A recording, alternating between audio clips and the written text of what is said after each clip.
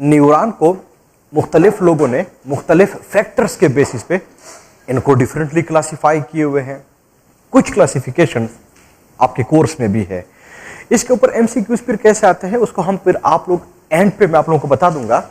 लेकिन अभी हम और आप लोगों ने न्यूरॉन को डिफरेंट फैक्टर्स के बेसिस पे कैसे इनकी क्लासिफिकेशन की गई है, इनको हम और आप लोग अभी डिस्कस करेंगे। ये जो न्यूरॉन होते हैं, न्यूरॉन जो होते हैं, न्यूरॉन के जो एक्सान होते हैं, इनके ऊपर खास किस्म के सेल्स प्रेजेंट होते हैं। सबसे समझा, इनके ऊपर खास किस्म के सेल्स प्रेजेंट होते हैं। इन सेल्स को हम आमतौर पे श्वान सेल्स हम इसको कहते हैं, SCHWANN, श्वान सेल्स हम इसको कहते हैं। डायग्राम में मैं इसको सही तरीके से शो नहीं कर सकता, पर ये बिल्कुल ऐसे ही होते हैं कि अगर आप लोग अपने फिंगर्स को फॉर एग्जांपल कंसीडर कर ले कि ये हमारा कोई एक्सान है और इसके ऊपर मैं ऐसे ये रिंग डाल रहा हूं, रिंग, तो ये एक रिंग इसके ऊपर ऐसे आ गया है, तो जो रिंग आ गया है इसके ऊपर ऐसे आप एक श्वान सेल कंसीडर कर रहे, ये बिल्कुल ऐसे गोल होता है। फिर इसके बाद आप लोग दूसरा रिंग डाल दे, फिर तीसरा डाल दे, फिर चौथा डाल दे, तो ये इस तरह के ये जो रिंग्स होते हैं ये इनके ऊपर ये प्रेजेंट होते हैं। ये श्वान सेल जो होते हैं रिंग्स की फॉर्म में इसके ऊपर प्रेजेंट होते हैं, जिनको मैं डायग्रामेटिकली मैं कोशिश करूंगा कि आप लोगों को समझ आ जाए। ये इस तरह से इसके ऊपर ऐसे प्रेजेंट होते हैं। शाबाश है, श्वान सेल जो है ये प्रेजेंट होते हैं। ये जो श्वान सेल्स हैं, जो श्वान सेल्स है, ये वही श्वान था जिसको हम आप लोग थियाडर श्वान हम और आप लोग इसको कहते हैं। थियाडर श्वान हम और आप लोग इसको कहते हैं। इस थियाडर श्वान ने इससे पहले इनको डिस्कवर किया हुआ था, श्वान ने इसको डिस्कवर किया हुआ था। तो ये वही श्वान है थियाडर श्वान जिसने सबसे पहले वो न्यूक्लियस सारी वो सेल को भी उसने डिस्कवर किया हुआ था, इसने इन सेल्स को भी डिस्कवर किया हुआ था। ये जो श्वान सेल्स होते हैं ये सिर्फ और सिर्फ नर्वस सिस्टम के अंदर प्रेजेंट होते हैं, ये किसी और सिस्टम के अंदर प्रेजेंट नहीं होते। इसलिए कुछ लोग इसको न्यूराग्लियल सेल्स भी हम इसको कहते हैं, न्यूराग्लियल सेल्स।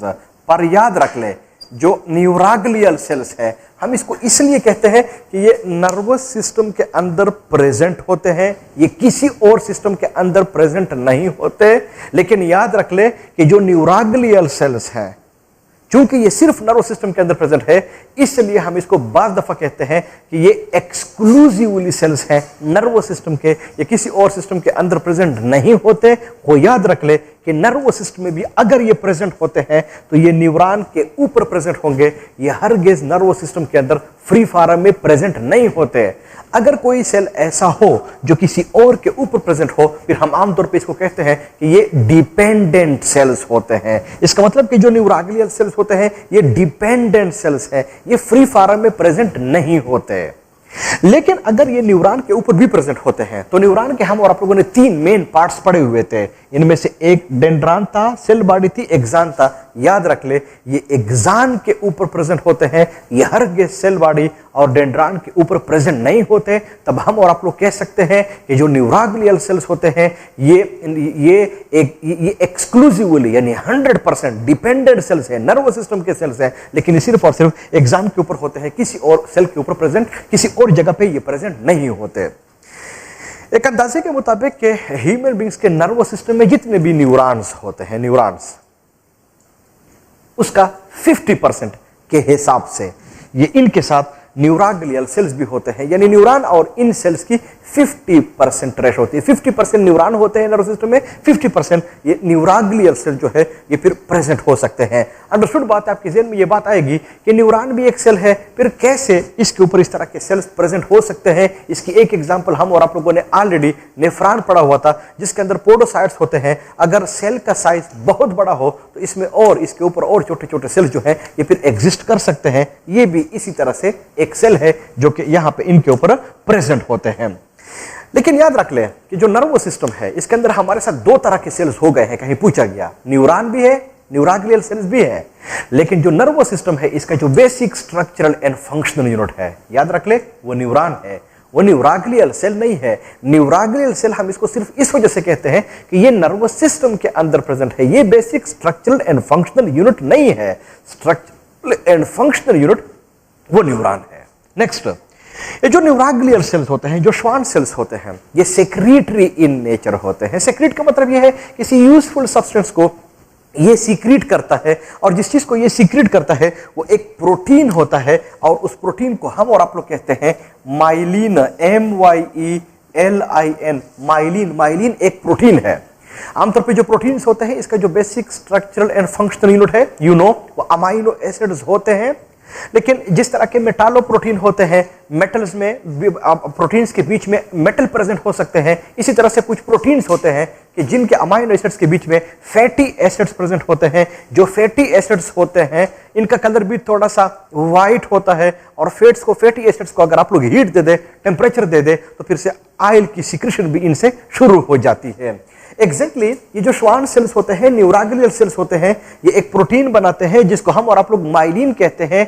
माइलिन इस किस्म का प्रोटीन है कि इनके अमाइनो एसिड्स के बीच में फैटी एसिड जो है ये भी प्रेजेंट होते हैं। इसलिए अगर आप लोग कहीं ब्रेन को देख ले, ये नर्वस सिस्टम को देख ले, तो इनका कलर भी व्हाइट होता है। वो एक्चुअली इस माइलिन, क्योंकि वहां पे वो फैटी एसिड्स प्रेजेंट होते हैं। इनके अलावा अगर कहीं आप लोग ब्रेन को पकाना शुरू कर ले तो लोग आमतौर पे इसमें कम ऑयल डालते हैं, क्योंकि अकीदा यह है कि अगर आप लोग इसको टेम्परेचर दे दे तो ये भी फिर ऑयल खुद भी सीक्रेट करना शुरू कर लेता है, क्योंकि उस माइलिन के अंदर वो फैटी एसिड जो है ये भी प्रेजेंट होते हैं।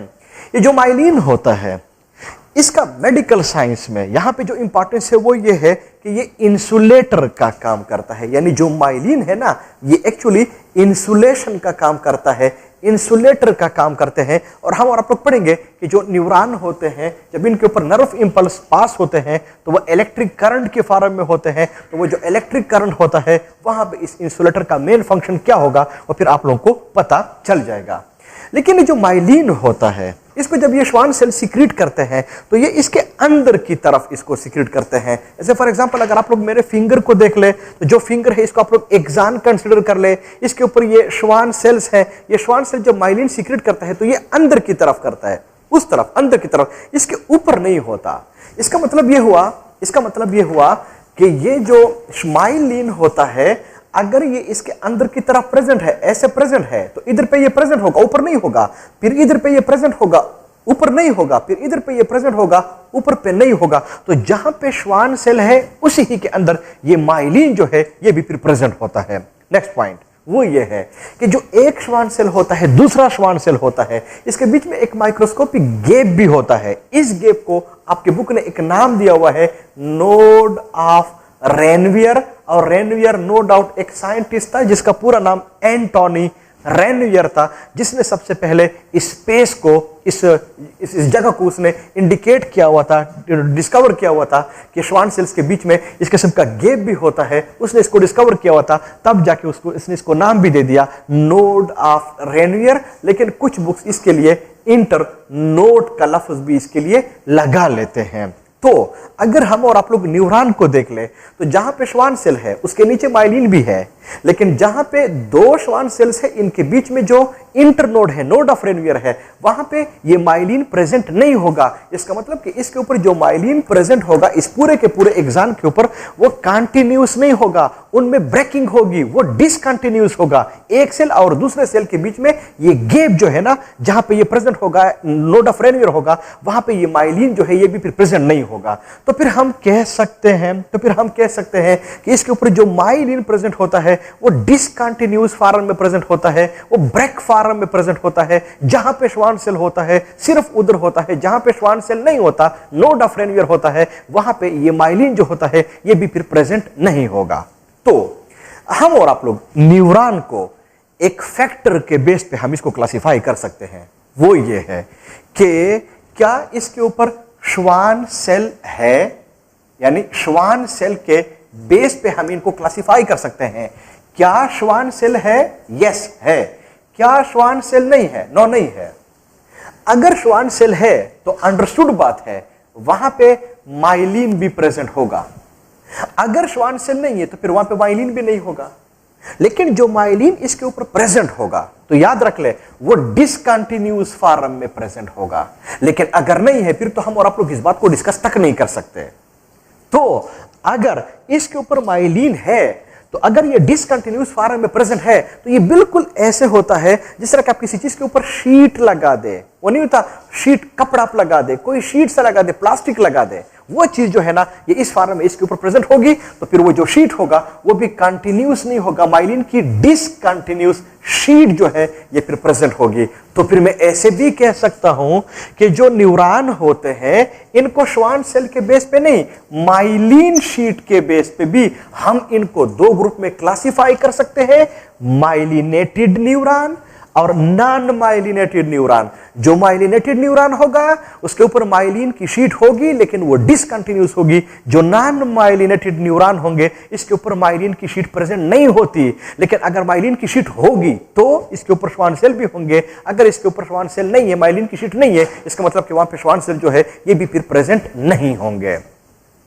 ये जो माइलिनेटेड न्यूरॉन होते हैं इसको कुछ लोग मेडुलेटेड न्यूरॉन भी कहते हैं। कोर्स में तो नहीं है पर आप लोगों को ऐसे ही पता होना चाहिए, मेडुलेटेड न्यूरॉन भी हम इसको कहते हैं। लेकिन जिसके ऊपर श्वान सेल नहीं है, माइलिन की शीट नहीं है, उसको आमतौर पे नॉन मेडुलेटेड न्यूरॉन भी हम इसको कहते हैं। इसका मतलब कि माइलिन की शीट पे दो किस्म के सेल जो है ये प्रेजेंट हो सकते हैं, मेडुलेटेड और नॉन मेडुलेटेड। इसके बेस पे भी आप इसको क्लासिफाई कर सकते हैं। ये एक क्लासिफिकेशन हमारी हुई on the basis of what? On the basis of Schwann cells or myelin sheet. इसके अलावा भी हम और आप लोग न्यूरॉन को तीन ग्रुप में हम इनको क्लासिफाई कर सकते हैं, लेकिन उनकी जो क्लासिफिकेशन है वो इसके बेस पे नहीं है। उनकी जो क्लासिफिकेशन है वो on the basis of embryology है। तो ये एक क्लासिफिकेशन आपके जहन में होना चाहिए। मैंने जो कुछ बता दिया ये सारी बातें आपके जहन में होनी चाहिए। एम्ब्रियोलॉजी के बेस पे भी क्लासिफिकेशन आपके कोर्स में है, लेकिन एम्ब्रियोलॉजी के बेस पे जो न्यूरॉन्स होते हैं इनको हम तीन ग्रुप में हम इनको क्लासिफाई कर सकते हैं on the basis of embryology. हम इनको तीन ग्रुप में हम इनको क्लासिफाई कर सकते हैं। इनमें से जो एक होता है इनको हम कहते हैं यूनी और मोनोपोलर न्यूरॉन। जो दूसरे होते हैं इनको हम आम कहते हैं बाई पोलर न्यूरॉन। जो तीसरा होता है हम इसको कहते हैं मल्टीपोलर न्यूरॉन। ये तीन किस्म के न्यूरॉन है, लेकिन ये on the basis of embryology है। इसलिए कहीं आप लोगों से पूछा गया कि श्वान सेल के बेस पे न्यूरॉन के कितने टाइप्स हैं, सो 2 हम और आप लोगों ने डिस्कस किया, या माइलिन शीट के बेस पे न्यूरॉन के कितने टाइप्स है, यू शुड नो, वो 2 है। बात दफा पूछा जाता है कि एम्ब्रियोलॉजी के बेस पे न्यूरॉन के कितने टाइप्स है, वो 3 है, आपके कोर्स में है। यूनिपोलर या मोनोपोलर, बाइपोलर, मल्टीपोलर, ये हम किसको कहते हैं इसको अब हम और आप लोग डिस्क्राइब करेंगे, लेकिन ये पॉइंट आपके जहन में होना चाहिए। बाज दफा ऐसी बात भी पूछते हैं कि जो बाइपोलर न्यूरॉन है वो किसके बेस पे है, लोकेशन के बेस पे है, पोजीशन के बेस पे है, श्वान सेल के बेस पे है, या एम्ब्रियोलॉजी के बेस पे है। फिर भी आपको पता होना चाहिए कि एम्ब्रियोलॉजी के बेस पे है। ये जो यूनि या मोनोपोलर न्यूरॉन होते हैं ये इस किस्म के न्यूरॉन होते हैं कि जिसमें पोल एक हो। एक पोल से मेरा मतलब यह है कि इसमें या डेंड्रॉन एक हो या फिर एक एक्सॉन हो। सेल बॉडी के बगैर तो न्यूरॉन हो ही नहीं सकता, सेल बॉडी तो होगी। तो अगर मैं इसका डायग्राम कहीं बोर्ड के ऊपर बनाऊं तो फिर तो ये ऐसे बनना चाहिए, जैसे फॉर एग्जांपल ये सेल बॉडी हुई, तो इसके ऊपर अगर मान लो ये यूनिपोलर है तो फिर तो एक पोल होगा। जो एक पोल है फॉर एग्जांपल मैं कह रहा हूं कि ये ऐसे डेंड्रॉन है, तो फिर तो इसका स्ट्रक्चर ऐसे होना चाहिए। डेंड्रॉन हुआ एक पोल हुआ, या नहीं इस तरह से नहीं है तो फिर सेल बॉडी है। इसका जो दूसरा पोल है वो तो एक्सॉन वाला है ना, तो फिर ये ऐसे होगा। तो जो यूनिपोलर होते हैं, मोनोपोलर होते हैं, इनको आमतौर पे ऐसे डिस्क्राइब किया जाता है कि सेल बॉडी है लेकिन इसका पोल एक है, पता नहीं है वो डेंड्रॉन है कि एक्सॉन है। पर आप लोगों को बता दूं कि नहीं, ऐसा नहीं होता। मार्कर के निशान को आप लोग देखते जाएं कि इसका स्ट्रक्चर फिर कैसे बनेगा। ये वो सेल बॉडी है जिसको मैंने बना दिया है। सेल बॉडी तो है, अब पोल एक है, तो क्या वो डेंड्रॉन है कि नहीं वो एक्सॉन है। वो कैसे प्रेजेंट होता है, वो ऐसे होता है। अगर आप लोग मेरे मार्कर को निशान को देखते जाए कि ये सेल बॉडी है, तो सेल बॉडी का जो साइड होगा ये जो साइड होगा ये वाला, इधर पे वो एक पोल प्रेजेंट होता है। लेकिन वो जो पोल होता है ना उसने 2 ब्रांचेस बनाए हुए होते हैं। ये 2 ब्रांच होता है, इसमें 2 ब्रांचेस होते हैं। तो हम फिर इसको बाद दफा कहते हैं ये बाइफार्केट होता है, 2 में डिवाइड होता है, पर ये एक ब्रांच होता है। अब इसका ये पता नहीं है कि जो एक ब्रांच है वो है क्या ये डेंड्रॉन है कि क्या ये एक्सॉन है, इसका कुछ पता नहीं है। तो जब हमने देखा तो इसके इस साइड के ऊपर रिसेप्टर प्रेजेंट था। मैं आर यहां पे लिखवा रहा हूं, रिसेप्टर प्रेजेंट था। इसका मतलब यह हुआ कि अगर रिसेप्टर है तो रिसेप्टर तो न्यूरॉन के डेंड्रॉन के ऊपर होते हैं। इसका मतलब यह हुआ कि जो एक पोल है जो कि एक साइड के ऊपर है, ये तो डेंड्रान हुआ। लेकिन जब हमने इसका दूसरा एंड देखा तो यहां पे वो टर्मिनल प्रेजेंट था, और टर्मिनल को मैं आमतौर पे टी से इसको एब्रीविएट कर रहा हूं, टी से मैं इसको आमतौर पे एब्रीविएट कर रहा हूं, तो इसका मतलब कि फिर तो ये टर्मिनल हुआ। जो इसका अगर टर्मिनल हुआ फिर तो इसका मतलब कि फिर तो ये एक्सान हुआ। तो इसमें फिर कंफ्यूजन हो जाती है कि आखिर में ये क्या है। तो आखिर में कोई तीसरी चीज आ जाती है जो वो एक्चुअली डिसाइड कर देता है कि क्या ये डेंड्रान है कि नहीं, एक्सान है। जब देखा तो फिर इनके ऊपर वो श्वान सेल जो थे वो एक एंड से लेके दूसरे एंड तक प्रेजेंट थे। और अभी मैंने आपके साथ ये बात शेयर कर ली है कि जो श्वान सेल्स है ये सिर्फ और सिर्फ नर्वस सिस्टम में है, यानी एक्सक्लूसिवली नर्वस सिस्टम के सेल्स हैं। और नंबर 2 मैंने बता दें ये डिपेंडेंट सेल्स है, अगर होंगे भी तो फिर ये न्यूरॉन के ऊपर होंगे। लेकिन अगर आप लोग न्यूरॉन में देख ले 3 पार्ट से, बात मैंने आपके साथ शेयर कर ली, अगर होंगे तो एक्सान के ऊपर होंगे। इसका मतलब यह हुआ कि किसी और पार्ट के ऊपर श्वान सेल हो ही नहीं सकते। अगर पूरे के ऊपर प्रेजेंट है इसका मतलब कि ये एक्सान हुआ। तो फिर इस एक्सान को हम कहते हैं ये मॉडिफाइड एक्सान है, थोड़ा सा मॉडिफाई हुआ है। इसके एक एंड के ऊपर रिसेप्टर है, दूसरे एंड के ऊपर टर्मिनल है। अभी अगर आप लोग इमेजिन कर ले, जैसे फॉर एग्जांपल मेरा ये हाथ है, ऐसे इधर पे ये सेल बॉडी है, इस सेल बॉडी से एक ब्रांच उधर पे गया हुआ है, एक ब्रांच इधर पे आया हुआ है। तो जो रिसेप्टर है वो तो चीजों को रिसीव करता है, तो रिसेप्टर तो इधर होना चाहिए, वो तो स्टिमुलस को रिसीव करेगा, जैसे टच पेन वगैरह जो भी कोई चीज है। तो ऐसे फिर इसके ऊपर नर्व इंपल्स आएगा, फिर सेल बॉडी है, फिर इसके साइड के ऊपर वो टर्मिनल एंड हुआ। तो इस सेल बॉडी से जो वो वाला है दूर जो जा रहा है, जहां पे रिसेप्टर है, उसको हम कहते हैं पेरिफेरल, पेरिफेरल साइड पे है। लेकिन अगर आप लोग टर्मिनल वाला देख ले, वो तो सेंट्रल नर्वस सिस्टम की तरफ आ रहा है ना, ब्रेन और स्पाइनल कॉर्ड की तरफ आ रहा है ना, so that will be called as the central one. इसका मतलब ये हुआ कि जिस साइड पे रिसेप्टर है वो पेरिफेरल साइड होगा, पेरिफेरल ब्रांच होगा, लेकिन जिस साइड पे टर्मिनल है ना वो फिर सेंट्रल ब्रांच हो जाएगा। तो हम कहते हैं, बुक ने भी लिखा हुआ है कि जो यूनिपोलर या मोनोपोलर न्यूरॉन होते हैं इनमें एक ही पोल होता है, पोल हमेशा के लिए एक साइड पे होगा, उनके फिर 2 एंड्स होंगे, रिसेप्टर और टर्मिनल। जिस साइड पे रिसेप्टर होगा वो पेरिफेरल ब्रांच होगा, जिस साइड पे टर्मिनल होगा वो फिर सेंट्रल ब्रांच होगा। ये बड़ा की पॉइंट आपके ज़हन में होना चाहिए हो। अगर आप लोग यूनिपोलर या मोनोपोलर न्यूरॉन को देख ले तो इनमें जो सेल बॉडी होती है वो एक साइड पे होते हैं। तो आमतौर पर बात दफा एमसीक्यू में ये बात भी पूछी जाती है कि अगर किसी न्यूरॉन में सेल बॉडी एक तरफ हो, एक साइड पे हो, तो उसको हम और आप लोग क्या कहते हैं, यू शुड नो, ये फिर यूनिपोलर या मोनोपोलर न्यूरॉन जो है ये फिर प्रेजेंट होगा। जो बाइपोलर होते हैं, नाम से जाहिर है बाइपोलर, इसमें 2 पोल होते हैं।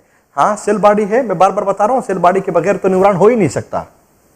2 पोल होते हैं, तो एक डेंड्रान होगा, एक एक्सान होगा। हाँ, वो जो डेंड्रान होता है, एक डेंड्रान, इनसे फिर सेकेंडरी पता नहीं कितने निकले होंगे, हर एक सेकेंडरी से फिर टर्शरी पता नहीं कितने लिखे होंगे, ये प्रेजेंट होंगे। इसी तरह से जो एक्सान होगा वो भी इस तरह से ब्रांच होगा, जिस तरह के मैंने आप लोगों को न्यूरॉन का टिपिकल स्ट्रक्चर बताया हुआ था। लेकिन 2 पोल से डेंड्रान भी एक होगा, एक्सान भी एक होगा। अगर आप लोग इसके लुक को देख ले तो फिर वो प्लांट की तरह, ट्री की तरह बन जाता है। तो जो बाइपोलर होते हैं ये फिर ऐसे होते हैं। जो मल्टीपोलर होते हैं, हम और आप लोगों ने न्यूरॉन के टिपिकल स्ट्रक्चर को आज ही डिस्क्राइब किया हुआ था कि सेल बॉडी होगी, एक्सान होगा, बहुत ज्यादा डेंड्रान होंगे, हर एक डेंड्रान से सेकेंडरी डेंड्रान निकले हुए होंगे, आखिर में फिर एक्सान होगा और फिर ब्रांच होगा। तो हम और आप लोगों ने न्यूरॉन का जो टिपिकल स्ट्रक्चर डिस्क्राइब किया हुआ था ना, वो एक्चुअली मल्टीपोलर वाला है। इसका मतलब यह हुआ कि जो मल्टीपोलर होते हैं इनमें ये डेंड्रान बहुत ज्यादा होते हैं। बाइपोलर में डेंड्रान एक होगा, मोनोपोलर में डेंड्रान होता ही नहीं है। तो एम्ब्रियोलॉजी के बेस पे हम और आप लोग न्यूरॉन को, इसके बेस पे भी हम इनको क्लासिफाई कर सकते हैं। इसके अलावा एक पॉइंट बुक में तो नहीं है, पर यह बात मैंने सुनी, जरूर हुई है कंफर्म, कि जो बाइपोलर न्यूरॉन होते हैं ये ह्यूमन बींग्स में होते नहीं है। कुछ लोग कहते हैं कि आइस के अंदर वो जो बाइपोलर न्यूरॉन है, लेकिन जहां तक मैंने पूछा हुआ है ये वो बाइपोलर नहीं होते। ये जो बाइपोलर न्यूरॉन है ये सिर्फ और सिर्फ इंसेक्ट्स के अंदर प्रेजेंट होते हैं। और जो लोग आइस की बात करते हैं तो इंसेक्ट्स के आइस के अंदर वो जो न्यूरॉन होते हैं वो बाइपोलर होते हैं। अदरवाइज ह्यूमन बींग्स में यूनिपोलर और मल्टीपोलर न्यूरॉन जो है ये फिर प्रेजेंट होते हैं। ये भी एक न्यूरॉन की क्लासिफिकेशन है जो कि मैंने आपके साथ कर ली है, लेकिन ये किसके बेस पे है, बार बार आप लोगों को बता रहा हूं, ये एम्ब्रियोलॉजी के बेस पे है। एक क्लासिफिकेशन हम और आप लोगों ने श्वान या माइलिन शीट के बेस पे भी कर ली है। बाज़ दफा हम न्यूरॉन को फंक्शन के बेस पे भी हम इनको क्लासिफाई कर सकते हैं। ये जितने क्लासिफिकेशन आप लोगों को बता रहा हूं, ये सारे के सारे आपके कोर्स के अंदर है। बाज़ दफा न्यूरॉन को हम और आप लोग फंक्शन के बेस पे भी हम इनको क्लासिफाई कर सकते हैं, और फंक्शन के बेस पे न्यूरॉन के फिर 3 टाइप्स होते हैं। इनमें से एक को हम और आप लोग सेंसरी कहते हैं, दूसरे को हम और आप लोग मोटर कहते हैं, तीसरे को हम और आप लोग एसोसिएटिव कहते हैं। जो सेंसरी है इसका दूसरा नाम एफेरेंट न्यूरॉन होता है, जो मोटर है इसका दूसरा नाम इफिरेंट न्यूरॉन होता है, जो एसोसिएटिव है इसका दूसरा नाम मिक्स्ड होता है, तीसरा नाम इसका इंटर न्यूरॉन होता है, जबकि जो चौथा होता है इसको कुछ लोग एडजस्टर भी लोग इसको कहते हैं। तो ये 4 इसके डिफरेंट नेम्स हैं। क्योंकि ये फंक्शन के बेस पे है, तो सेंसरी या एफेरेंट हम किसको कहते हैं? ये उस किस्म के न्यूरॉन को हम कहते हैं कि ये मैसेजेस वगैरह को बॉडी से सेंट्रल नर्वस सिस्टम की तरफ लाते हैं। यानी इसका जो डायरेक्शन होगा ना, ये इधर से सीएनएस की तरफ, सेंट्रल नर्वस सिस्टम की तरफ होगा। जो मोटर होते हैं इसका बेसिक फंक्शन ये है कि ये मैसेजेस को सेंट्रल नर्वस सिस्टम से दूर ले जाता है। यानी ये बिल्कुल अपोजिट होते हैं। सेंसरी मैसेजेस ऐसे लाएगा, मोटर ऐसे मैसेजेस ले जाएगा। So sensory they are towards the CNS, लेकिन जो मोटर है ना वो मैसेजेस को अवे फ्रॉम द CNS इसको ले जाते हैं। जो एसोसिएटिव होते हैं, अगर आप लोगों ने बाजार में ये इलेक्ट्रिक की जो वायर्स होते हैं, तार होते हैं, इनको आप लोगों ने देखा होगा। कुछ तार ऐसे होते हैं, कुछ तार ऐसे होते हैं, आप लोगों को मैं बता भी देता हूं। जैसे फॉर एग्जांपल यहां पे अगर आप लोग देख ले, इसमें करंट नहीं है, हाँ इसमें करंट नहीं है। ये एक तार है, फॉर एग्जांपल एक पॉजिटिव है, एक नेगेटिव है, ये सेपरेट है। तो इनमें से अगर हम और आप लोग एक को कहे कि ये सेंसरी है, दूसरे को हम कहे कि ये मोटर है, ये 2 बेसिक टाइप्स है। लेकिन बाजार में यही तार सेपरेट भी ऐसे मिलते हैं, लेकिन बाजार में यही 2 पॉजिटिव और नेगेटिव जो होते हैं वो इस तरह से भी आपको मिलते हैं। एक ही तार होता है, ऊपर से ये कवर होता है। तो अगर इनमें दोनों प्रेजेंट होते हैं ना, कवर के अंदर बंद होते हैं, तो इसको बाजार में भी लोग मिक्स तार कहते हैं कि ये मिक्स है। तो जो मिक्स्ड न्यूरॉन होते हैं इनमें पॉजिटिव और नेगेटिव यानी सेंसरी और मोटर दोनों होते हैं, ऊपर को कवर होता है। तो कुछ लोग कहते हैं कि एक्चुअली न्यूरॉन के 2 टाइप है, सेंसरी और मोटर। एसोसिएटिव वाला तो कोई टाइप तो नहीं हुआ ना, वही 2 है जिसके ऊपर हम और आप लोगों ने कवरिंग लगा दी है। मेरी बात आपके ज़हन में होनी चाहिए। लेकिन चूंकि आपके कोर्स में ऐसा है नहीं, आपके कोर्स में तीनों के तीनों है, तो तीनों के तीनों को हम और आप लोग पढ़ेंगे भी। अब मैंने आप लोगों को बता भी दिया है। इसका मतलब कि सेंसरी मैसेजेस लाएगा, मोटर मैसेजेस ले जाएगा, एसोसिएटिव दोनों फंक्शन परफॉर्म करेगा, क्योंकि ये फंक्शन के बेस पे है। इसके बाद मैं आप लोगों को बता दूं, ये जो सेंसरी होते हैं, एफेरेंट वाले होते हैं, ये फितरतन यानी ये यूनिपोलर यानी मोनोपोलर होते हैं, जबकि जो मोटर है और जो एसोसिएटिव है ये दोनों के दोनों मल्टीपोलर होते हैं। और कहीं अगर आप लोग अपने टेक्स्ट बुक को भी निकाल दे तो उसने पेज नंबर 87 के ऊपर एक छोटी सी गलती की हुई है, डायग्राम में बिल्कुल आखिर पे है, इसको आप लोग ठीक कर लेंगे, जहां पे उसने इंटरन्यूरॉन लिखा हुआ है। और इंटरन्यूरॉन पे अगर आप लोग देख ले इंटरन्यूरॉन, तो जहां पे उसने इंटरन्यूरॉन लिखा हुआ है वहां पे उसने बाइपोलर लिखा हुआ है। बाइपोलर को आप लोग काट देंगे, ये मल्टीपोलर है। लेकिन जहां पे यूनिपोलर है और जहां पे सेंसरी है और जहां पे मोटर है, इन दोनों के साथ उसने ये क्या है, यूनिपोलर और ये मल्टीपोलर ये अल्फाज लिखे हुए हैं। जहां पे गलती है इस इंटरन्यूरॉन के साथ है। लेकिन अगर आप लोग पेज नंबर 87 पे जाए तो वहां पे उसने ये बात ठीक लिखी हुई है कि जो मोटर न्यूरॉन है वो मल्टीपोलर है, जो सेंसरी है वो यूनिपोलर है, जो इंटरन्यूरॉन है वो मल्टीपोलर है। तो इधर पे इंटरन्यूरॉन के साथ मल्टीपोलर लिखा हुआ है, इधर पे इंटरन्यूरॉन के साथ उसने बाइपोलर लिखा हुआ है। ये वाला गलत है, ये वाला ठीक है। तो अगर आप लोग इस किताब के लिहाज से भी देख ले तो यूनिपोलर और मल्टीपोलर हमारे बॉडी में है, बाइपोलर नहीं है, क्योंकि फंक्शन के लिहाज से हमारे बॉडी में ये तीनों के तीनों न्यूरॉन प्रेजेंट है। तो अगर आप लोग इन तीनों भी देख ले वहां पे बाइपोलर नहीं है, इसका मतलब कि बाइपोलर न्यूरॉन ह्यूमन बीइंग्स के बॉडी के अंदर प्रेजेंट नहीं होते। तो इसको भी प्लीज आप लोग करेक्ट कर लेंगे ताकि यहां पे किसी किस्म का मसला फिर आपके साथ ना हो। तो ये न्यूरॉन है, न्यूरॉन के 3 टाइप्स फंक्शन के बेस पे है। ये पॉइंट्स आपके ज़हन में होने चाहिए। मैंने आपके साथ ये बात शेयर कर ली है कि फिर ये किस तरह से होता है। बाज़ दफा न्यूरॉन को हम ऑरिजिन के बेस पे भी हम इसको क्लासिफाई कर सकते हैं, on the basis of origin. और ऑरिजिन के बेस पे न्यूरॉन के 2 टाइप्स होते हैं, on the basis of origin. Neuron के 2 टाइप्स होते हैं, किसी को हम क्रेनियल नर्व्स कहते हैं, जबकि किसी को हम और आप लोग स्पाइनल नर्व्स हम इसको कहते हैं। ये जो क्रेनियल नर्व्स होते हैं ये ब्रेन से निकले हुए होते हैं, इसका ऑरिजिन ब्रेन होता है और आपके कोर्स के अंदर है, हम और आप लोग इसको पढ़ेंगे।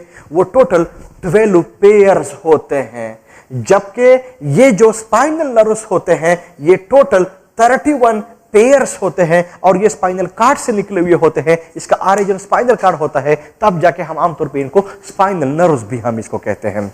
इसका मतलब ये हुआ कि अगर आप लोग न्यूरॉन को क्लासिफिकेशन को आपके कोर्स में देख ले तो 4 फैक्टर्स के बेसिस पे इन्होंने इनको क्लासिफाई किए हुए हैं। जो पहला वाला है वो बता दिया, श्वान सेल या माइलिन शीट के बेस पे है। जो दूसरा है वो एम्ब्रियोलॉजी के बेस पे है। जो तीसरा है वो फंक्शन के बेस पे है। जो चौथा है वो फिर ऑरिजिन के बेस पे है।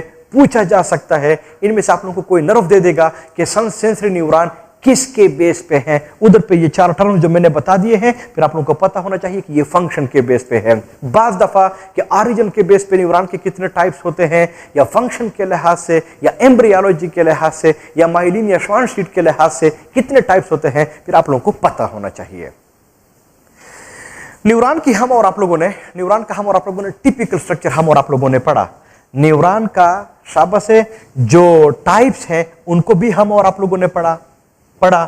अब ये जो न्यूरॉन होते हैं ये ह्यूमन बींग्स में नर्वस सिस्टम को बना लेते हैं। बहुत ही आसान टॉपिक है, कुछ हद तक मैं आप लोगों को समझा रहता हूं, बाकी आपके कोर्स के अंदर बहुत ज़रा बातें लिखी हुई हैं और मैं आपको बता दूंगा कि इन चीज़ों को आप लोग देख लेंगे, इसके ऊपर किस तरह के MCQs जो है ये फिर आ जाते हैं। तो हमारा और आप लोगों का जो अभी क्वेश्चन है, असल क्वेश्चन इसके बाद वो है नर्वस सिस्टम। मैं ऊपर हेडिंग दे देता हूं नर्वस सिस्टम। मैं ह्यूमन का नाम नहीं लिखवा रहा हूं, मैं नर्वस सिस्टम का लफ्ज मैंने लिखवा दिया है। आपको बता देता हूं कि एक्चुअली ये है क्या। अगर हम और आप लोग पूरे किंगडम एनिमेलिया में देख ले, पूरे किंगडम एनिमेलिया की मैं बात कर रहा हूं, तो वहां पे 3 तरह के नर्वस सिस्टम जो है ये प्रेजेंट होते हैं। इनमें से एक को हम और आप लोग कहते हैं इरिटेबिलिटी, ये लफ्ज आपके कोर्स के अंदर है, और इसका दूसरा नाम है सेंसिटिविटी। तो इरिटेबिलिटी और सेंसिटिविटी ये भी एक किस्म का नर्वस सिस्टम है जो कि किंगडम एनिमेलिया में कुछ एनिमल्स के अंदर प्रेजेंट होता है। इरिटेबिलिटी या सेंसिटिविटी क्या होती है, ये किस किस्म का नर्वस सिस्टम होता है? आप लोगों ने फर्स्ट ईयर में किंगडम एनिमेलिया में फाइलम प्रोटोजोन्स के बारे में पढ़ा होगा। जो फाइलम प्रोटोजोन्स होते हैं ये यूनिसेलुलर एनिमल्स होते हैं, इसके पूरे बॉडी के अंदर एक ही सेल होता है। तो अगर आप लोग नर्वस सिस्टम को देख ले वो करता क्या है, वो ये करता है कि अगर आपको कोई स्टिमुलस आ जाए वो रिसीव कर लेता है और उसी ही के मुताबिक वो रिस्पांस भी करता है। तो अगर आप लोग फाइलम प्रोटोजोन्स में देख ले, इसकी एग्जांपल हम और आप लोग ले लेते हैं एमीबा, जो कि यूनिसेलुलर एनिमल है। अगर यूनिसेलुलर है तो इसमें फिर एक सेल है, अगर एक ही सेल है तो उसके अंदर तो फिर न्यूरॉन पॉसिबल हो ही नहीं सकता, क्योंकि अगर ये न्यूरॉन हुआ तो फिर तो ये यूनिसेलुलर एनिमल नहीं हुआ, फिर तो ये मल्टीसेलुलर एनिमल हुआ। तो अगर मैं पूछूं कि कहीं एमीबा के सामने अगर कोई स्टिमुलस आ जाए, फॉर एग्जाम्पल लाइट, तो क्या वो उस लाइट को रिस्पांस करेगा? हाँ करेगा। तो अगर मैं पूछूं अगर वो रिस्पांस कर रहा है तो क्या इसके अंदर नर्वस सिस्टम है? ना, नहीं है। न्यूरॉन है? नहीं है। अगर हुआ तो फिर तो ये यूनिसेलुलर नहीं हुआ, फिर तो ये मल्टीसेलुलर एनिमल हुआ। तो फिर जहन में सवाल तो आ जाता है ना कि आखिर एमीबा के अंदर क्या है कि वो इन किस्म की चीजों को रिस्पांस कर सकता है।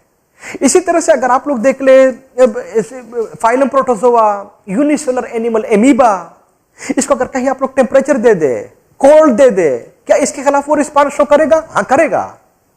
तो क्या इसके अंदर न्यूरॉन है? ना, नहीं है। अगर हो तो फिर तो ये यूनिसेलुलर एनिमल नहीं हुआ, फिर तो मल्टीसेलुलर हुआ। फिर जहन में सवाल आ जाता है कि आखिर क्या है इसके बॉडी के अंदर जो इस किस्म की चीजों को रिस्पांस कर सकता है।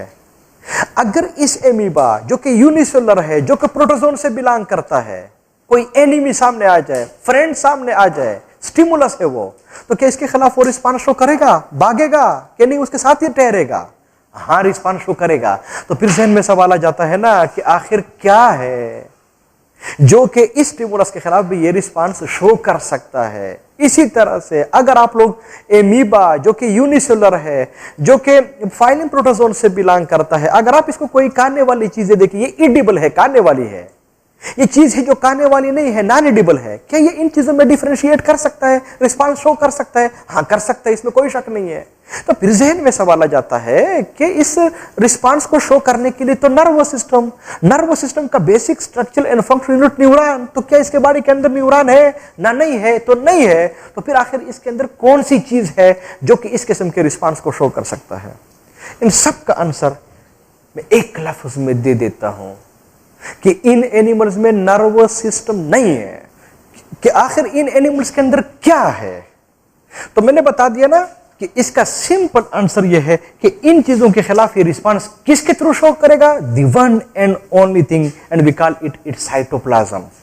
तो इस किस्म का नर्वस सिस्टम कि जिसमें न्यूरॉन ना हो, जिसमें नर्वस सिस्टम ना हो, लेकिन साइटोप्लाज्म न्यूरॉन की तरह फंक्शन परफॉर्म कर सके, इसका इरिटेबिलिटी और सेंसिटिविटी। इसका मतलब यह हुआ कि इन एनिमल्स में हरगिज नर्वस सिस्टम नहीं होगा, इनमें हरगिज न्यूरॉन नहीं होंगे, लेकिन न्यूरॉन या न्यूरॉन की तरह फंक्शन वो इसका साइटोप्लाज्म परफॉर्म करेगा। And this type of nervous system is called irritability और सेंसिटिविटी। और पूरे किंगडम एनिमलिया में सिर्फ और सिर्फ इसके दो ही फाइलम्स हैं जिसके अंदर इरिटेबिलिटी या सेंसिटिविटी होती है।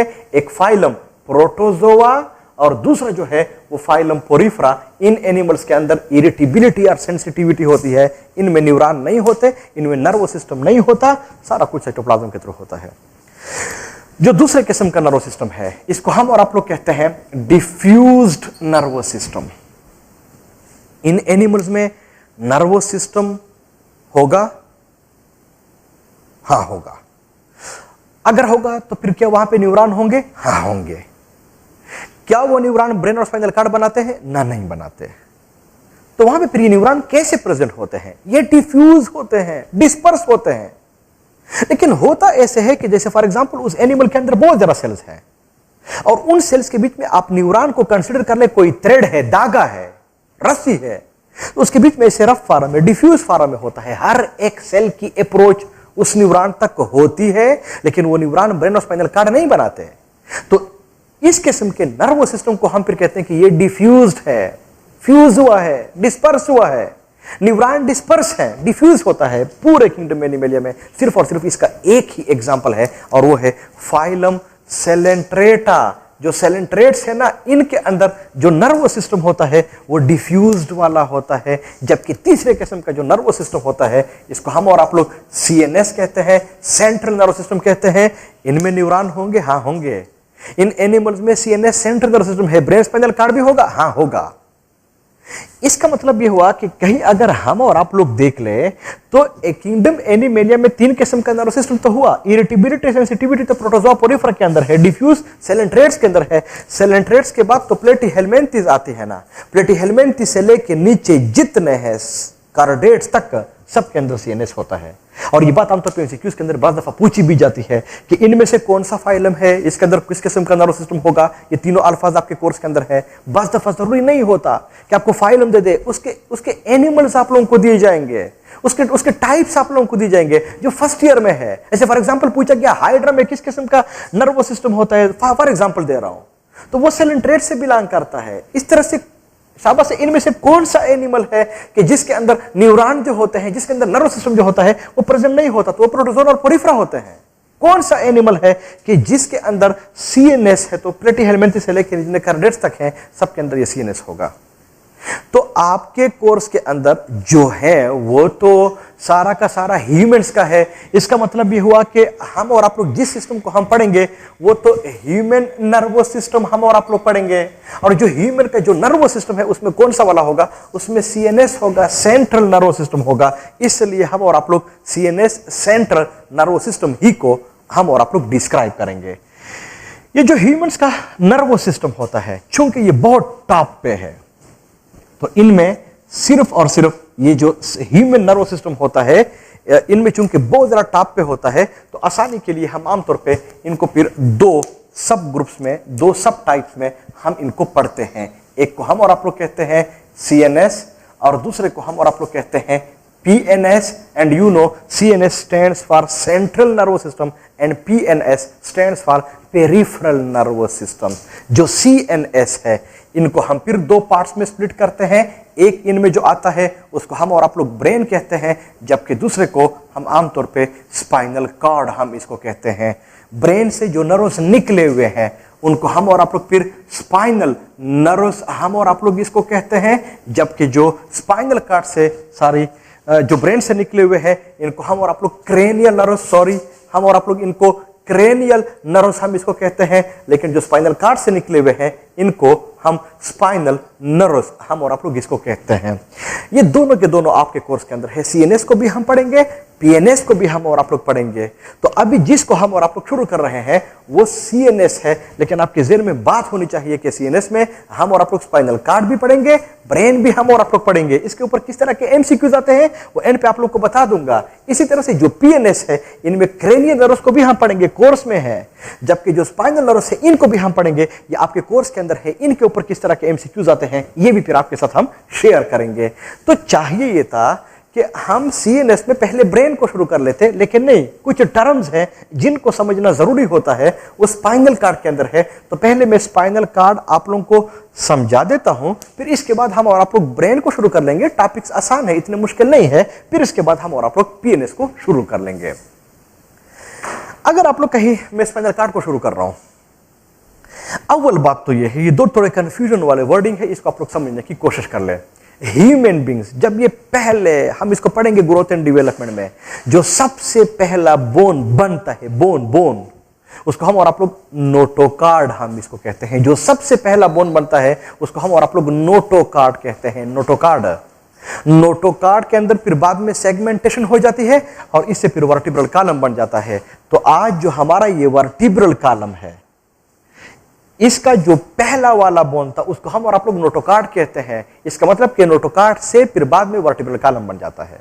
तो वर्टिब्रल कॉलम में कितने वर्टिब्री होते हैं? 33। इसमें कितने बोन्स होते हैं? 26। सपोर्ट एंड मूवमेंट चैप्टर के अंदर बहुत आसान है, आप लोग इनको पढ़े भी होंगे।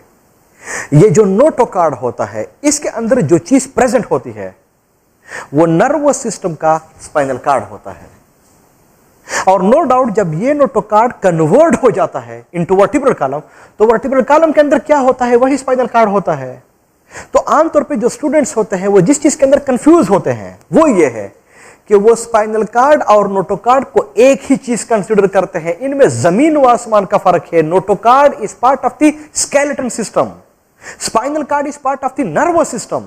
नोटोकार्ड के अंदर स्पाइनल कॉर्ड होता है, नोटोकार्ड से फिर बाद में वर्टिब्रल कॉलम बन जाता है। तो हम और आप लोग जिस चीज को पढ़ रहे हैं वो स्पाइनल कॉर्ड है, नर्वस सिस्टम का पार्ट है।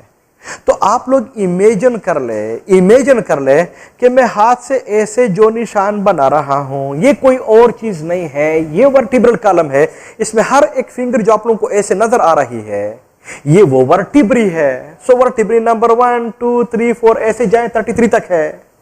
तो इसके अंदर ये स्पाइनल कॉर्ड ऐसे प्रेजेंट होता है। मेरी बात आपके ज़हन में होनी चाहिए। तो अगर मैं इस वर्टिब्रल कॉलम से स्पाइनल कॉर्ड को निकाल दूं, तो स्पाइनल कॉर्ड को मैं एक साइड पे रख रहा हूं, आप लोगों को समझा रहा हूं। तो इसके अंदर एक बहुत बड़ी कैविटी आप लोगों को नजर आ रही है। इस कैविटी को हम कहते हैं न्यूरल कैनाल। बुक के अंदर यह लफ्ज लिखा हुआ है, आप लोगों को समझ आनी चाहिए। तो न्यूरल कैनाल कहां होता है? यह वर्टिब्रल कॉलम के अंदर एक कैविटी होती है जिसके अंदर वो स्पाइनल कॉर्ड जो है ये प्रेजेंट होता है। क्लियर? नंबर 2, अगर आप लोग इससे उस स्पाइनल कॉर्ड को आप लोग निकाल दे, उसको मैंने रख दिया है, यहां पे न्यूरल कैनाल है। आप लोग अपने फिंगर को ले ले, नेल ले ले और इस बोन का जो अंदर वाला साइड होता है ना, इसको आप लोग थोड़ा ऐसे स्क्रैच करें। तो स्क्रैच करने के बाद एक बारीक सी मेम्ब्रेन आपके नेल के साथ अटैच हो जाएगी। कहां से आपने ये सेपरेट कर ली है? जो वर्टिब्रल कॉलम है इसका जो अंदर वाला साइड है, बाहर वाला नहीं, अंदर वाला साइड, इसको स्क्रैच कर ले। तो वहां पे एक बारीक सी मेम्ब्रेन होती है। उस मेम्ब्रेन को हम कहते हैं ड्यूरा मेम्ब्रेन। बुक ने लफ्ज लिखा हुआ है DURA, ड्यूरा मेम्ब्रेन। ड्यूरा ये लैटिन वर्ड है और आम अंग्रेजी में इसका मतलब होता है टफ, सख्त। इसका मतलब यह हुआ कि जो ड्यूरा है ये मेम्ब्रेन फितरतन सख्त होगा। और क्यों सख्त होगा? क्योंकि ये मेम्ब्रेन असल में इस बोन के साथ अटैच है। तो बोन सख्त तो ये मेम्ब्रेन भी सख्त। मेरी बात आपके ज़हन में होनी चाहिए, फिर से आप लोगों को समझा देता हूं। फॉर एग्जांपल हमारे साथ ये कोई वर्टिब्रल कॉलम था, वर्टिब्रल कॉलम के अंदर ये हमारा स्पाइनल कार्ड था। स्पाइनल कार्ड को मैंने निकाला न्यूरल कैनाल, उधर पे ड्यूरा मेम्ब्रेन। क्लियर? फिर से बता देता हूं, शाबाश है। अगर हम और आप लोग इस स्पाइनल कार्ड को हम और आप लोग निकाल दे और हम और आप लोग अभी स्पाइनल कार्ड को हम देख ले, तो स्पाइनल कार्ड की लेंथ कितनी होती है? 17-18 इंचेस। एवरेज डायामीटर कितना होता है? 1/2 इंच। क्यों? इसलिए एवरेज का लफ्ज मैं इस्तेमाल कर रहा हूं कि जो स्पाइनल कार्ड होता है, इसका जो इंटीरियर सा वाला साइड होता है, यहां पे डायमीटर ज्यादा होता है। नीचे जाते हैं तो बुक ने लिखा हुआ है इसकी टेपरिंग होती है, TAPERING। टेपरिंग मींस बारीक होता जाता है, नेरो होता जाता है। तो उधर पे डायमीटर आखिर पे यहां पे बहुत कम हो जाएगा, लेकिन इसका जो एवरेज है ना वो 1/2 इंच होता है। तो 17-18 इंची, 17 to 18 इंचेस इसकी लेंथ है, 1/2 इंच इसका एवरेज डायमीटर हुआ। जब मैंने स्पाइनल कार्ड को निकाला और इसके ऊपर मैंने ऐसे नेल से इसको स्क्रैच किया, तो इसके ऊपर भी एक बारीक सी मेम्ब्रेन प्रेजेंट थी, and that membrane is called पाया, PIA, पाया मेम्ब्रेन। और पाया ये भी लैटिन वर्ड है और इसका मतलब होता है सॉफ्ट। इसका मतलब यह हुआ कि कौन सा वाला टफ हुआ? ड्यूरा। कौन सा वाला सॉफ्ट हुआ? पाया।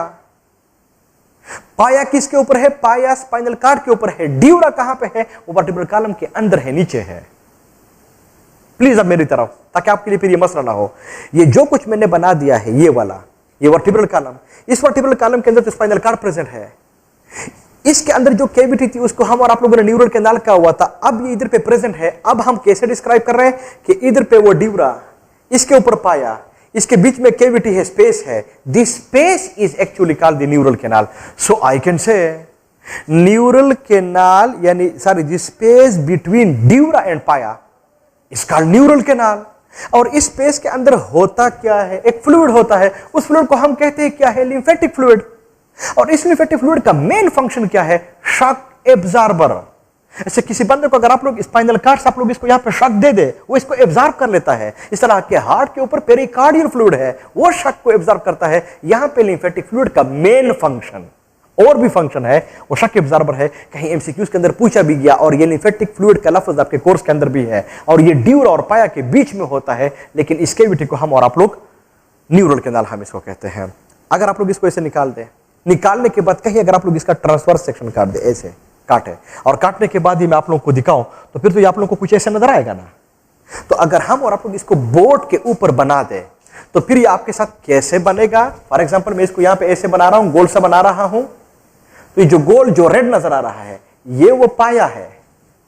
लेकिन इसके नीचे जहां पे मैं ब्लू मार्कर से कर रहा हूं, ये आप लोगों को क्या नजर आएगा? एक और लेयर मुझे नजर आया, और इसके नीचे मुझे एक और लेयर नजर आया। जो ये वाला है, इसका कलर व्हाइट था, तब जाके हम इसको कहते हैं व्हाइट मैटर। जबकि जो ये वाला है, इसका कलर ग्रे, तब जाके ग्रे मैटर। लेकिन इसके नीचे भी एक जबरदस्त नैरो किस्म की कैविटी होती है, और इस कैविटी को हम फिर कहते हैं सेंट्रल कैनाल। तो एक दो अल्फाज हैं, मिलते जुलते हैं, एक न्यूरल कैनाल है, एक सेंट्रल कैनाल है। याद रख ले, न्यूरल कैनाल वो वर्टिब्रल कॉलम के अंदर प्रेजेंट है, सेंट्रल कैनाल ये इस स्पाइनल कार्ड के अंदर प्रेजेंट होता है। और इस सेंट्रल कैनाल में क्या होता है? सेरिब्रो स्पाइनल फ्लूइड, CSF आपके कोर्स के अंदर है, लिखा हुआ है, आप लोगों को फिर पता भी होना चाहिए, ये इसके अंदर प्रेजेंट होता है। इसका फंक्शन क्या होता है? बड़ा ही आसान है। इन न्यूरॉन्स को जो कोई चीज चाहिए ये इस फ्लूइड से लेगा, जो चीज नहीं चाहिए वो इसको देगा। सो एक्सचेंज ऑफ मटेरियल है। जहां पर व्हाइट और ग्रे है, जहां पे व्हाइट और ग्रे है, वो आप लोगों को समझा देता हूं कि इस व्हाइट और ग्रे में होता क्या है। न्यूरॉन के टिपिकल स्ट्रक्चर को जब हम और आप लोगों ने डिस्क्राइब किया, तो हमने कहा सेल बॉडी है, इस तरह से डेंड्रान होते हैं, डेंड्राइट्स होते हैं, फिर एक्सान होता है, फिर ये ब्रांचेस होते हैं। फिर हम और आप लोगों ने बात पढ़ी हुई थी कि इन एक्सान्स के ऊपर यहां पे वो श्वान सेल्स प्रेजेंट होते हैं। श्वान सेल का कलर, सॉरी, वो माइलिन सीक्रेट करता है, माइलिन का कलर व्हाइट। तो एक बात जो मैं आपको बता दूं, तब जाके हम और आप लोग उधर पे जाएंगे। अगर एक न्यूरॉन ये हुआ, फिर एक न्यूरॉन ये हुआ, एक ये हुआ, एक ये हुआ, तो इन न्यूरॉन के ऊपर भी ये सारा कुछ प्रेजेंट है, इन न्यूरॉन के ऊपर भी सारा कुछ तो प्रेजेंट है ना। फिर यहां पे एक्सान, यहां पे एक्सान है, यहां पे एक्सान। तो ये जो न्यूरॉन्स होते हैं, इनके जो सेल बॉडीज होते हैं, ये एक मास सा बना लेते हैं बास जगह, and the mass of cell body is called ganglion. तो ये जो मास बन गया है, इसको हम कहते हैं गैंग्लियन। और अगर एक गैंग्लियन इधर है, एक गैंग्लियन इधर पे है, तो ये गैंग्लियन और गैंग्लियन आपस में भी मिल जाते हैं। और जब गैंग्लियन गैंग्लियन आपस में मिलते हैं, तो फिर ये एक नेटवर्क सा बना लेते हैं, जिसको हम फिर कहते हैं plexus. So plexus is actually a complex network of ganglion. Ganglion किस चीज का बना हुआ है? It is made up of the cell body one. लेकिन ये जो नर्व्स, ये जो न्यूरॉन्स होते हैं, इनमें अगर आप लोगों को याद हो, मैंने आप लोगों को डेंड्रॉन और एक्सॉन को एक नाम दिया हुआ था, शाबाश से नाम दिया था, नर्व्स, नर्व फाइबर्स। तो जो न्यूरॉन होते हैं, इनके जो डेंड्रॉन होते हैं और जो एक्सॉन होते हैं, ये भी मासिस तो बनाते हैं ना, ये भी मास बना रहा है, ये भी मास बना रहा है। And the mass of this dendron or axons, लेकिन बहुत ज्यादा न्यूरॉन्स का is called nerves, NERVES, nerves हम इसको कहते हैं। और ये लफ्ज मैंने आप लोगों को बताया भी हुआ था कि जो नर्व का लफ्ज है, ये आपके कोर्स में दो जगहों पे है। एक नर्व का मतलब वो न्यूरॉन है, एक नर्व का मतलब इन नर्व्स का जो मास होता है, इनको भी हम फिर नर्व्स हम इसको कहते हैं।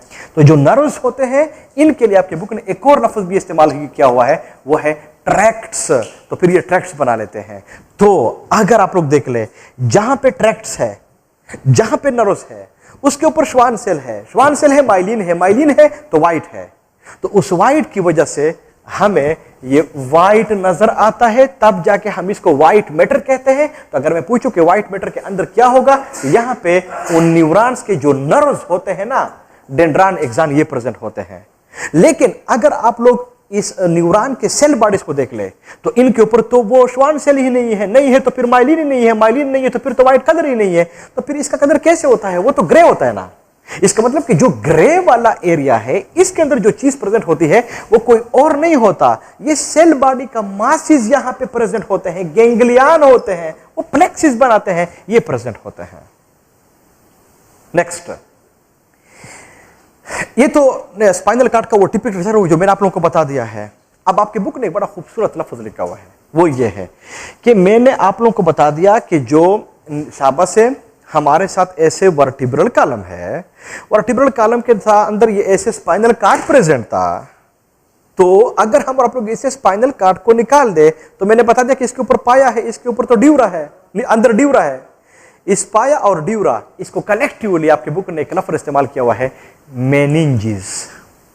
तो मेनिंजिस स्पाइनल कॉर्ड में कितने लेयर का हुआ? 2 का, ड्यूरा एंड पाया, एंड ड्यूरा एंड पाया आर कलेक्टिवली कॉल्ड मेनिंजिस। तब जाके कुछ लोग कहते हैं कि स्पाइनल कॉर्ड में जो मेनिंजिस होता है वो डुप्लेट होता है, 2 लेयर्स का बना हुआ होता है, इनमें एक ड्यूरा है, एक पाया है। ड्यूरा का भी पता होना चाहिए, पाया का भी पता होना चाहिए कि फिर ये कैसे प्रेजेंट होते हैं। स्पाइनल कॉर्ड के आमतौर पे जो फंक्शन जो होते हैं, वो ब्रेन से नीचे वाले जितने भी बॉडी के अंदर पार्ट्स होते हैं, ये इनको भी कंट्रोल करते हैं। इनके अलावा जितने भी ये रिफ्लेक्स एक्शंस होते हैं बॉडी में, इनको भी कंट्रोल करने के लिए ये स्पाइनल कॉर्ड ही रिस्पॉन्सिबल होता है। तो ये स्पाइनल कॉर्ड के बारे में हम और आप लोग पढ़ा। अभी ब्रेन के बारे में हम और आप लोग पढ़ेंगे। जब हम और आप लोग इसको कवर कर ले, फिर इनसे जो नर्व्स निकले हुए हैं, इनको फिर हम और आप लोग पढ़ेंगे। अभी जिस चीज को मैं शुरू कर रहा हूं वो है ब्रेन। लेकिन याद रख ले, जो ब्रेन है वो ह्यूमन ब्रेन है, वो किसी और चीज का ब्रेन नहीं है। ये ह्यूमन ब्रेन है जिसको हम और आप लोग अभी डिस्कस कर रहे हैं।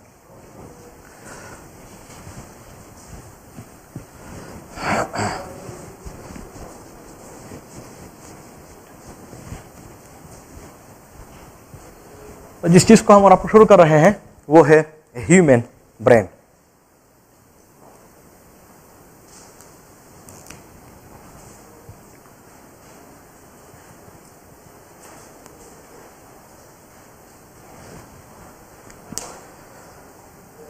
ओके जी, ये जो ह्यूमन ब्रेन होता है, एक अंदाजे के मुताबिक कि ये ह्यूमन बींग्स के बॉडी वेट का 2% होता है, यानी नॉर्मल बॉडी वेट का। जो नॉर्मल बॉडी वेट है ह्यूमन बींग्स का वो 75 kg होता है, वो 75 kg होता है। और अगर आप लोग ये 75 kg का 2% निकाल दे, तो अगर 100 kg होता तो फिर ये ब्रेन हमारे 2 kg होता, अगर 50 तो फिर 1 kg हुआ। लेकिन ये 75 है, इसका मतलब कि ये 1.5 kg बन जाता है। इसका मतलब कि एक नॉर्मल ह्यूमन बीइंग में जो ब्रेन होता है, इसका जो वेट होता है वो 1.5 kg होता है। और अगर आप लोग 1.5 kg से आप लोग इसको कन्वर्ट कर ले ग्राम में, तो फिर ये 1500 ग्राम बन जाता है। इतना तकरीबन इसका वेट होता है एक नॉर्मल ह्यूमन बीइंग के बॉडी के अंदर। ब्रेन में क्या होता है, न्यूरॉन ही होते हैं, लेकिन जो न्यूरॉन होते हैं वो बुक्स लिखते हैं कि तकरीबन ये 100 बिलियन होते हैं, यानी तकरीबन 100 बिलियन न्यूरॉन जो है ना वो ब्रेन के अंदर प्रेजेंट होते हैं। पर जो ब्रेन है और जो स्पाइनल कार्ड है, ये दोनों के दोनों सीएनए सेंट्रल नर्वस सिस्टम के पार्ट है। इसके अंदर ये न्यूरॉन प्रेजेंट होते हैं, पर ये जितने भी न्यूरॉन होते हैं ये सारे के सारे एसोसिएटिव होते हैं। और जो एसोसिएटिव है, ये मल्टीपोलर न्यूरॉन होते हैं। याद रख ले, ब्रेन और स्पाइनल कार्ड यानी सीएनएस में मोटर न्यूरॉन और सेंसरी न्यूरॉन नहीं होते। 100% बुक ने भी लिखा हुआ है एसोसिएटिव न्यूरॉन होते हैं, और जो एसोसिएटिव होते हैं ये मल्टीपोलर न्यूरॉन होते हैं। इसके अलावा ये जो न्यूरॉन्स होते हैं जो कि एसोसिएटिव होते हैं, हम पढ़ेंगे भी, ये फिर साइनेप्स भी बनाते हैं, वो जो जंक्शंस बनाते हैं। तो अगर आप लोग इस ब्रेन के अंदर इन जंक्शंस को काउंट कर ले तो तकरीबन ये 100 ट्रिलियन साइनेप्स जो है ना, ये फिर इनको बना लेते हैं। आप अंदाजा लगा सकते हैं कि कितने ज्यादा साइनेप्स जो है ये इनके अंदर प्रेजेंट होते हैं। ये जो ब्रेन होता है इसके ऊपर कैविटीज भी प्रेजेंट होते हैं, ब्रेन के ऊपर होते हैं, उनको हम फिर वेंट्रिकल्स कहते हैं। तो वेंट्रिकल्स वही उसका स्पेलिंग है जो हार्ट के अंदर होते हैं, ये वेंट्रिकल्स भी उसी तरह से होते हैं, लेकिन वो जो ब्रेन वाले वेंट्रिकल्स हैं ये 4 होते हैं, जबकि जो हार्ट वाले वेंट्रिकल्स होते हैं वो 2 होते हैं। उन वेंट्रिकल्स के अंदर, हार्ट वाले के अंदर ब्लड होता है, इन वेंट्रिकल्स के अंदर फ्लूइड होता है, और उस फ्लूइड को हम और आप लोग सेरिब्रोस्पाइनल फ्लूइड कहते हैं। ये वेंट्रिकल्स होते हैं, ये 4 होते हैं, और इसके अंदर सेरिब्रोस्पाइनल फ्लूइड जो है ये फिर प्रेजेंट होता है। लेकिन आपके बुक ने वेंट्रिकल का लफ्ज नहीं लिखा हुआ है, उन्होंने लिखा हुआ है कि वहां पे डिप्रेशन प्रेजेंट होते हैं, जिनको हम टिपिकली वेंट्रिकल्स हम और आप लोग इनको कहते हैं। इनके अलावा नो डाउट इनमें न्यूराग्लियल सेल्स भी ब्रेन के अंदर प्रेजेंट होते हैं। लेकिन कहीं अगर आप लोग ह्यूमन बीइंग से या किसी और एनिमल से ब्रेन को वैसे आप लोग निकाल दे, तो अंदर तो स्कल है ना, खोपड़ी है ना, तो उसी खोपड़ी को भी अगर आप लोग फिर ऐसे नेल से स्क्रैच करें तो उधर पे भी एक मेम्ब्रेन प्रेजेंट होता है। उस मेम्ब्रेन को हम फिर कहते हैं, वही बात है, ड्यूरा। और ड्यूरा मैंने आप लोगों को बता दिया। लेकिन जब आप लोग ब्रेन को निकाल दे तो कहीं अगर आप लोग कसाई के दुकान पे भी जाए, उधर भी देख ले, तो ब्रेन एक कवर के अंदर बंद होता है, मेम्ब्रेन के अंदर बंद होता है। लोग जब आमतौर पे इसको पकाते भी हैं, बनाते भी हैं, तो पहले उस मेम्ब्रेन को रिमूव कर लेते हैं। अगर कहीं आप लोग इस मेम्ब्रेन को फिर से देख ले तो फिर ये एक लेयर नहीं होता, ये 2 सब लेयर का बना होता है। आहिस्ता आहिस्ता आप इसको हटाएं, स्लोली हटाएं, जो नीचे वाला होता है that is called as the pia, PIA, पाया हम इसको कहते हैं। इस तरह के पाया हम और आप लोगों ने उधर पे भी पढ़ा। लेकिन इस पाया के ऊपर एक और मेम्ब्रेन भी होता है, और इसको हम और आप लोग कहते हैं एरेक्नॉइड। एरेक्नॉइड हम इसको कहते हैं। इसका मतलब ये हुआ कि जो ब्रेन है वहां पे जो लेयर्स हैं ये 3 हैं, और इन 3 को हम और आप लोग कलेक्टिवली फिर कहते हैं मेनिंजेस। इसका मतलब कहीं पूछा गया स्पाइनल कार्ड में जो मेनिंजेस है वो डुप्लेट है, ब्रेन के ऊपर जो मेनिंजेस है वो ट्रिपलेट है। ये बड़ा जबरदस्त फर्क है, बुक में भी है। और इसको आप लोग कहते हैं एरेक्नॉइड। एरेक्नॉइड को हम एरेक्नॉइड क्यों कहते हैं? फर्स्ट ईयर में आप लोगों ने फाइलम आर्थ्रोपोडा पढ़ा होगा। आर्थ्रोपोड्स के अंदर क्लासेस है, उन क्लासेस में से एक क्लास है जिसको हम एरेक्नीड कहते हैं। एरेक्नीड के अंदर क्या कौन से इंसेक्ट्स प्रेजेंट है? ये स्पाइडर्स वगैरह होते हैं। स्पाइडर का काम क्या होता है? ये वेब बनाता है, जाल बनाता है। कहीं अगर आप लोगों ने ब्रेन को देखा हुआ हो, इसके ऊपर वो वेब सब प्रेजेंट होता है, जाल सब प्रेजेंट होता है। तो चूंकि उसकी लुक उस स्पाइडर के जाल की तरह होती है, तो चूंकि वो जो स्पाइडर जाल बनाता है वो जिस क्लास से बिलोंग करता है वो एरेक्नॉइड है, इसलिए इसमें ब्रेन को भी हम फिर एरेक्निड मेम्ब्रेन हम इसको कहते हैं। ये जो ब्रेन होता है इसको हम आमतौर पे जब भी हम इसको स्टडी करते हैं तो हम कहते हैं कि इसके अंदर 3 मेन पार्ट जो है ये प्रेजेंट होते हैं। इनमें से एक को हम और आप लोग कहते हैं फोर ब्रेन, दूसरे को मिड ब्रेन, और तीसरे को हम और आप लोग हाइंड ब्रेन हम इसको कहते हैं।